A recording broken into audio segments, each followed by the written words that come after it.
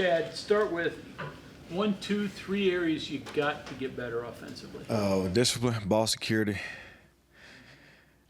and execution in the red zone. Discipline, ball security, execution in the red zone.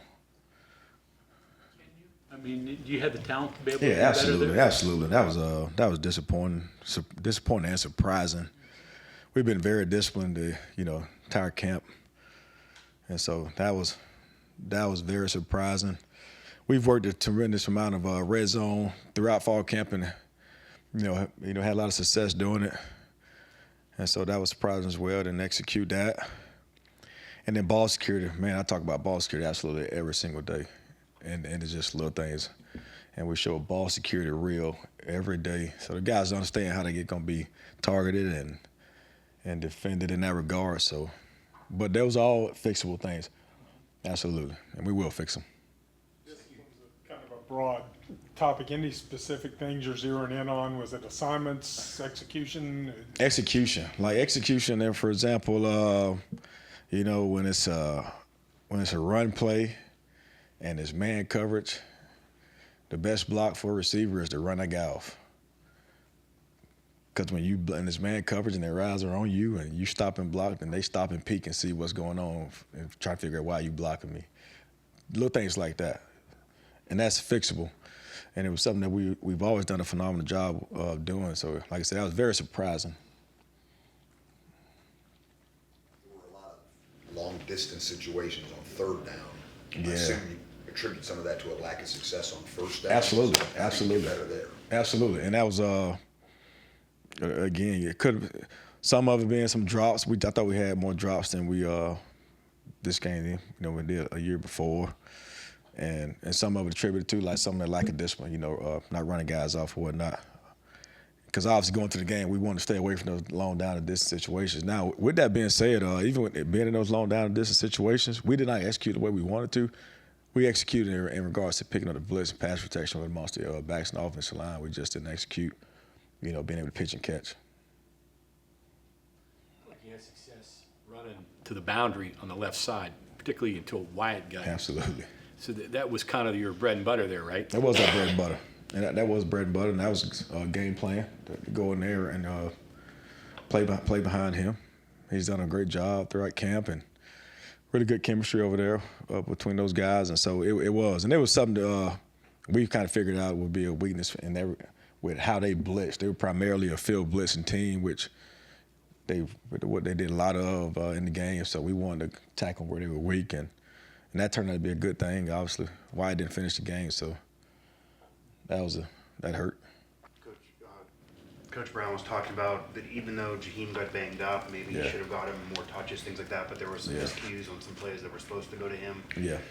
Had anything like that happened? I hadn't seen anything like that happen in practice, or what kind of led to that confusion? Well, I don't know. We called it run plays, and they got options to them, and Garrett missed some of the reads on those options, and sometimes it happens. Sometimes it happens that he makes a big play, so you just hope. Obviously you want to get more of those reads right than wrong, but definitely got to get Jaheim the ball more, no question.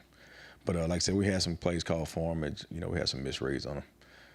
Just bad decisions, lack of execution, undisciplined. Several young linemen played for you. So from Johnny Williams to Nick Gray, I think. So give me your thoughts on what you saw out of them. They got simulate practice reps like game reps. It's interesting. We've always tell those guys, you always simulate practice reps like the game reps. Play with game like behavior. You never know when your opportunity is gonna come, right? And both those guys' opportunity came at inopportune times for them. At least they had no idea that was gonna happen. Their number were gonna be called, and it was a good experience for them. Obviously, they held up somewhat. Not as they weren't great, but they held up. But it was a good experience for them, and I think it was good. It was a good mental deal for them, for those guys that are now mature moving forward to understand that, okay, man, I always got to have myself ready to roll, because I never know when my time's gonna come. Chad, last week we asked you how do you scout a defense with a new coordinator? Yeah. With Albany, they have so many new transfers. How do you scout that defense? They very similar. We scout that defense coordinator. He was there last year, so their system ain't gonna change. They gonna recruit players that can play within their system. Coach has been there. Head guy's been there for a while. Defense coordinator was there last year, so they gonna recruit guys that fits within their system. So we got one game to work off of. So we watched that game as well, obviously, and then watched the game last year for the scheme. Do you have to seek out the individual guys all just to know what they can do, or can you focus on just this is what they like to run, so it's what they're going to run? Well, with a scheme, when you start obviously look at like say you look at last year's game to see how teams played against them versus their scheme, and then we look at the LIU game to see personnel in terms of how those guys individually play. The guys they're going to see on Saturday. You can't use this game as a big eraser to what happened last week, but what do you want to see from your guys? Response, and they responded today. When I say response, is just be specific, do little things that they've been coached to do. We talked about on Friday before they left and went to the hotel that they got to trust. They got to trust the coaching. That what they've been told to do works, and they know it. They got to trust. They got to trust one another. We got great connectivity. They got to trust one another that the guy next to them going to do his job, and then they got to trust themselves. Ultimately, they all got the talent. We got a special group. I was sat up here last week and I was very confident in what I was saying, and I still remain confident that we got a special football team, special talent, and they got to trust themselves. Like they're good enough, and that the little things that they do day in and day out will create those big plays that they want if they just consistently do the little things. You talk about ball security. I mean, you had some strange things happen. The center that hit the guy in motion. The other center snap, Right. Timing things, pass to Cole that he had in his hands and came loose, but it wasn't a fumble. Is that concentration? Is that Absolutely, I mean, absolutely, 100%. We've been running this offense for 2 years now, and with the different motions and whatnot, is absolutely concentration and focus. And I always tell guys it doesn't come natural, so you got to hone in a lot more than you would on any regular basis, but absolutely it's concentration, and that's a discipline deal as well. It's timing and, just consistency of asking for the football. And like I said, just discipline, like those ball security deals are all of those balls on the ground, those balls in jeopardy are all technique issues. Each one of those guys can come here and sit before you and tell you exactly what they should have done with it. So concentration and discipline. You guys do a lot of screens outside. I think in camp you guys are pretty productive with that, but what was the difference Saturday for you? In what regard? Talking about? Just didn't pop like you guys had probably hoped for. Yeah, well, we threw one to Rodney Gallagher, and that popped pretty good.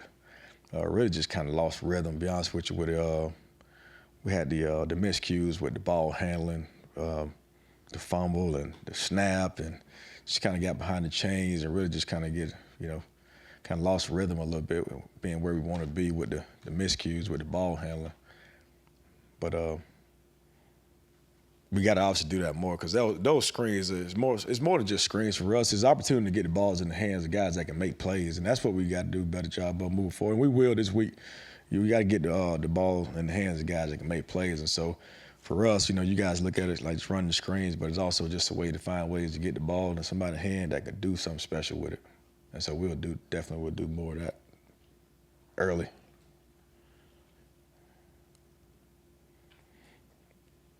Okay, anything else, Coach? All right, thank you very much. Thank you all.